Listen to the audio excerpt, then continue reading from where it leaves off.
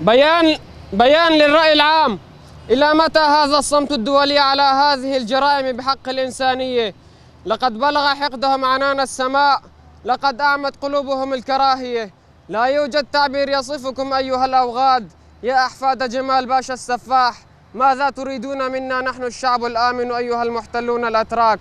عجزت كل خططكم ومحاولاتكم من إرادة شعبنا حتى لجأتم إلى استخدام الأسلحة الكيماوية المحرمة دولياً. ألم يبقى لكم خيار غيرها لتقتلوا أناسا أحبوا أرضهم وتشبثوا بها؟ إنكم عاجزون عن تحقيق أهدافكم الخبيثة، وإن استهدافكم للغريلا ولكل الشعوب الموجودة في المنطقة بالكيماوي دليل غدركم الذي تعلمتموه من أجدادكم العثمانيين.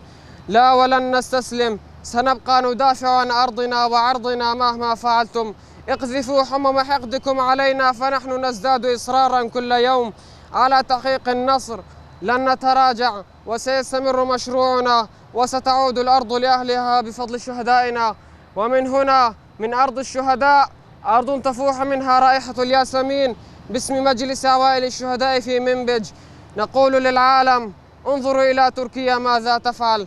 إنها اليوم تقصفنا بالأسلحة الكيماوية، وغدا سيكون دوركم لتقصفكم. ندعو جميع المعنيين من الأمم المتحدة وحقوق الإنسان محاسبة هؤلاء القتلة، فهم مجرمو حرب ويجب محاكمتهم على فعلتهم، كما أننا ندين ونستنكر بشدة هذا العمل الجبان الذي أودى بحياة عدد من الرفاق الأبطال. إنها أرض شمال وشرق سوريا تزهر بدماء الشهداء، تدفع بالشهيد تلو الشهيد حتى تحقيق النصر. الرحمة لشهدائنا والشفاء العاجل لجرحانا والحرية لمعتقلينا. عشتم وعاشت إخوة الشعوب. منبج 19/10/2022. نفديك يا شهيد بالروح بالدم، نفديك يا شهيد.